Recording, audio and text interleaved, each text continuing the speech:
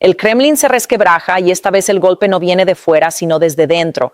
Se está gestando una división histórica en el círculo íntimo de Putin. Por un lado, el cerebro político del Kremlin, Sergei Kurylenko, y su equipo de tecnócratas. Por otro, el poder más temido del país, la segunda dirección del FSB. Ambos son leales a Putin. Ambos desean mantener el régimen a flote. Sin embargo, discrepan radicalmente en cuanto a los métodos para protegerlo. Las próximas elecciones a la Duma de septiembre de 2026 han llevado esta guerra silenciosa a un punto incontrolable. Además, esta prueba electoral coincide con el epicentro de la profunda crisis que atraviesa el país. En el cuarto año de la guerra, Rusia se ve aplastada por el peso de las severas sanciones, la inflación galopante y el agotamiento social generalizado. En este ambiente explosivo, dos estrategias distintas se debaten para mantener el sistema a flote. O bien se canaliza la ira social acumulada mediante ayudas controladas, o bien el Estado la aplasta por completo con mano dura. La facción del FSB ha aumentado la presión bajo esta política de mano dura, hasta tal punto que la administración civil ahora está tratando de convencer a Putin de que la situación podría descontrolarse. Esta lucha de poder en los pasillos del Kremlin es una copia exacta de la histórica crisis de Yeltsin de 1996.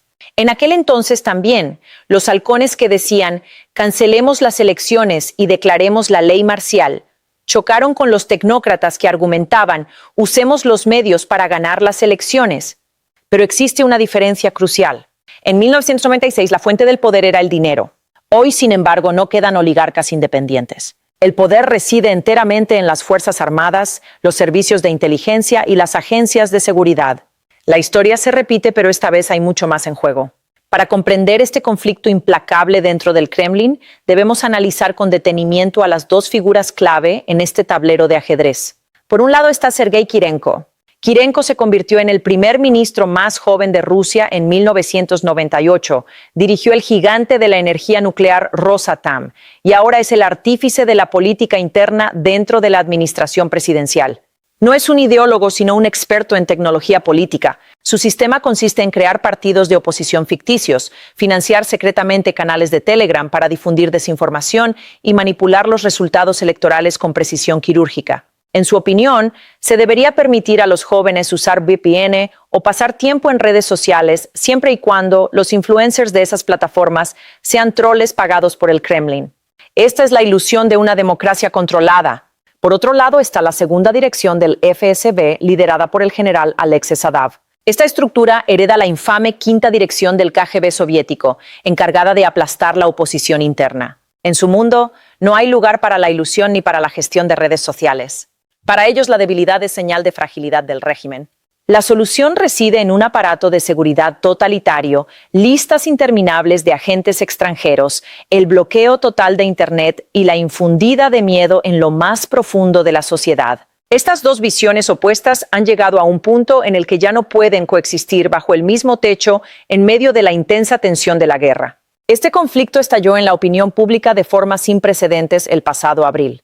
Sergei Novakov, mano derecha de Kurylenko y director de la Dirección Presidencial de Proyectos Públicos, subió al podio en una conferencia e hizo esta histórica confesión. La sociedad está harta de la retórica prohibitiva. Ya no es posible prohibir nada. Para los estándares del Kremlin, esto constituía una rebelión abierta. Por primera vez, el bloque civil se resistía directamente a las políticas del FSB, alegando el cansancio de la población como justificación. La respuesta del FSB fue inmediata. Intensificó la presión para endurecer aún más las restricciones a Internet. Mientras tanto, Putin dejó claro en su discurso de finales de abril que estaba a favor de endurecer aún más las medidas. Actualmente la balanza se inclina a favor del FSB. Y el conflicto no se limitó a las palabras. También se produjo una demostración de fuerza física a puerta cerrada. En una reunión preparatoria para las elecciones en abril, el ministro de Defensa, Andrei Belousov, se opuso firmemente a la lista de candidatos a la Duma del partido Rusia Unida, elaborada por Kurylenko. El problema radicaba en la cuota de 150 veteranos de guerra en el Parlamento. Belousov acusó directamente a Kurylenko de fraude. Afirmó que los hombres de la lista de Kurylenko no eran verdaderos combatientes, sino burócratas y falsos héroes que habían pasado unos meses en el frente antes de regresar. Belousov insistió en su propia lista, compuesta por auténticos soldados que habían luchado y conocían la realidad del frente. Fue precisamente en ese momento cuando la respuesta de Kirenko reveló el temor más profundo y oscuro del Kremlin. Al rechazar a los verdaderos veteranos, Kirenko afirmó: "Los veteranos son peligrosos en el Parlamento. Podrían descontrolarse como la progresión". Esta simple frase revela dos cosas. Primero, el temor de que los hombres armados y traumatizados que regresan de la guerra representen una amenaza para el sistema es muy real. Segundo, incluso Kirenko reconoce los límites del concepto de control. Como señaló ISBB, el Kremlin considera a los veteranos marginados una seria amenaza para la estabilidad del régimen. Además, en este entorno amenazante, la guerra en el ámbito digital ya ha comenzado. La mañana del 5 de mayo, el servicio de Internet móvil en Moscú y San Petersburgo colapsó casi por completo. Algunas personas ni siquiera podían enviar un SMS. Los problemas comenzaron la noche anterior en San Petersburgo. El número de quejas aumentó tanto que el Ministerio de Desarrollo Digital se vio obligado a emitir un comunicado, e incluso los servicios de la lista blanca, que normalmente funcionan sin problemas en cualquier circunstancia, dejaron de funcionar. El portal gubernamental Gauss-Luji, las aplicaciones bancarias, los servicios de taxi y las aplicaciones de supermercado en línea. Todo lo que se presentaba como la infraestructura digital segura de Rusia colapsó.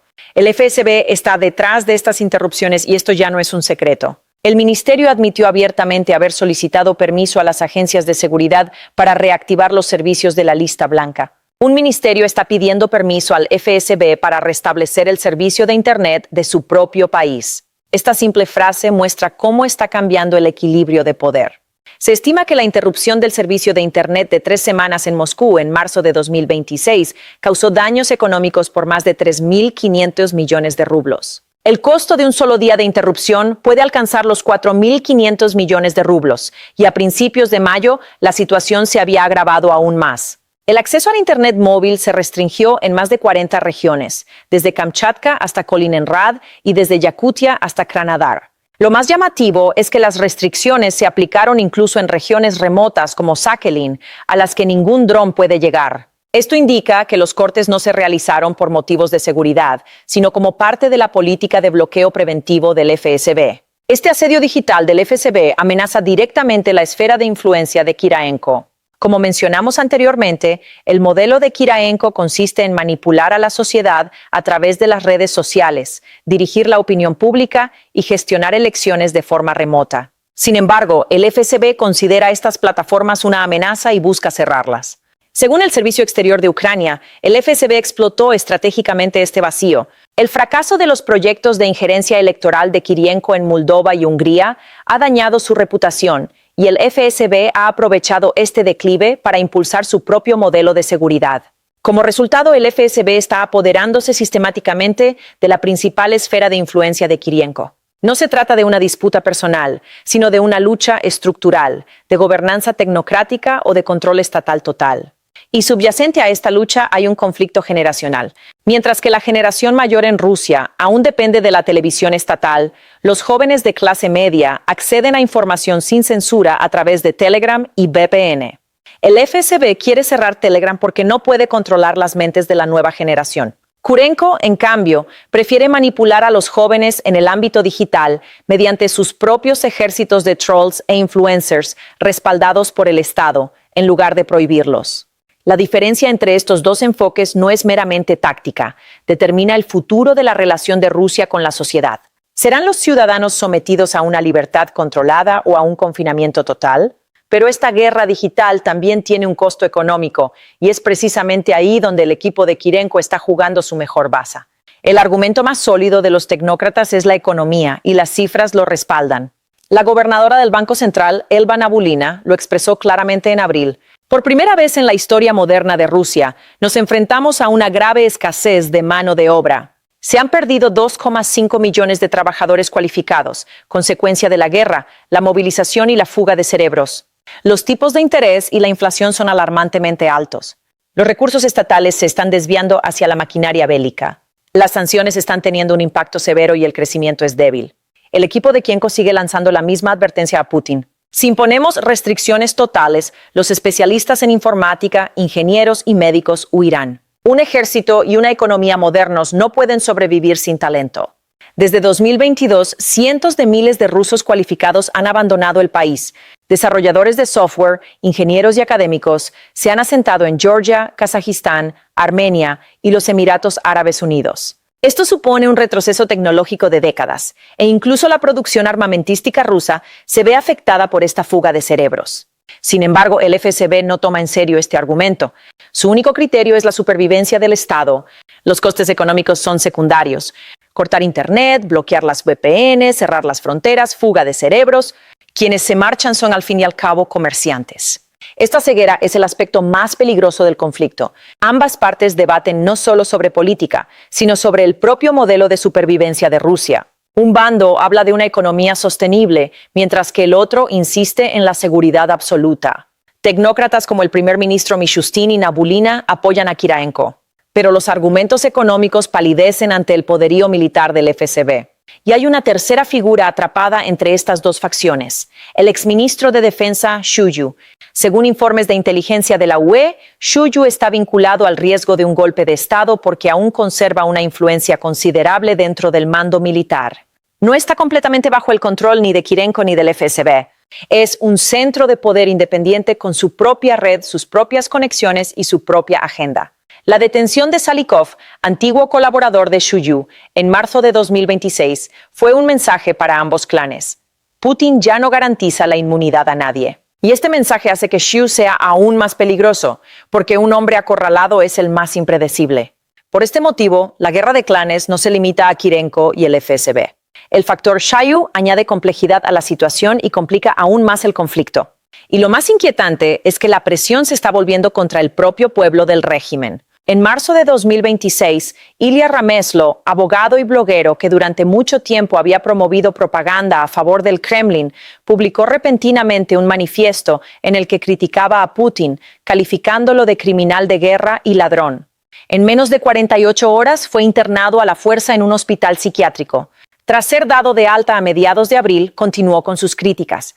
El Washington Post interpretó este incidente como un reflejo de las profundas divisiones dentro del Kremlin. Cuando incluso el propio propagandista del régimen se vuelve contra él, significa que los mecanismos de represión se están volviendo internos. Este es el resultado inevitable del modelo de presión cada vez mayor del FSB.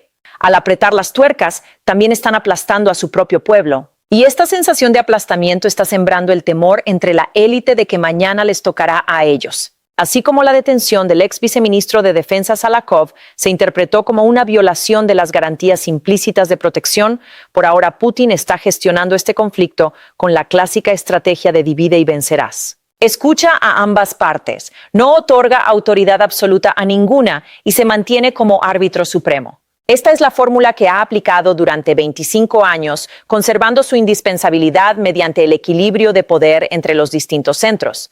Al enfrentar a los diferentes clanes, se asegura de que todos sigan dependiendo de él.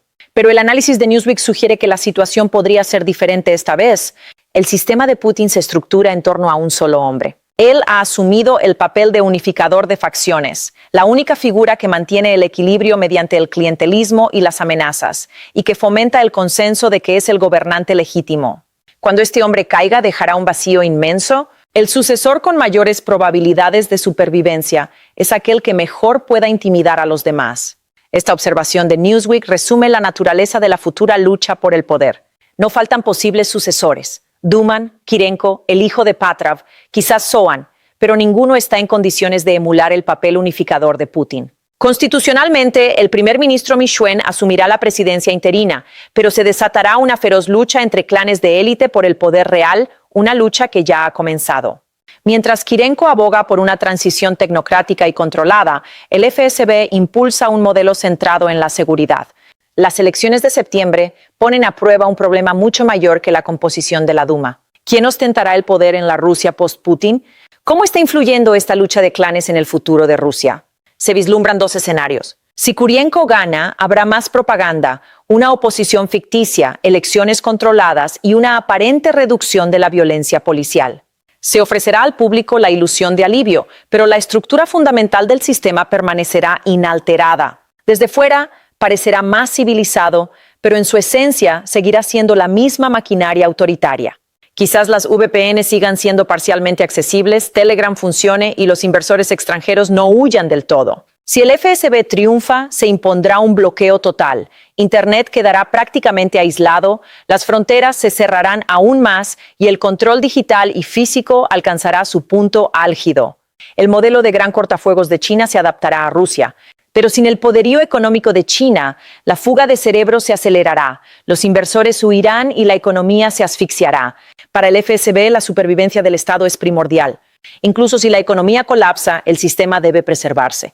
En cualquier caso, el régimen se vuelve más frágil porque gasta su energía no en un enemigo externo, sino en conflictos internos. Y el impacto de esta lucha interna en la guerra es quizás la dimensión más crítica. Los procesos de toma de decisiones se ralentizan porque cada decisión crucial debe pasar por la pugna entre ambos bandos. El FSB está saboteando la propaganda coordinada por Kirenko mediante herramientas digitales, incluyendo sus propios bloqueos de Internet. Los oficiales son ascendidos o destituidos según su lealtad. La lealtad, no la capacidad, es el factor determinante. Las operaciones de vigilancia interna del FSB están desviando recursos de inteligencia de las amenazas externas al control interno. Las noticias del frente avivan aún más el conflicto. Según el informe de abril del ISV, Rusia ha perdido 116 kilómetros de territorio, la primera pérdida neta mensual desde Kursk.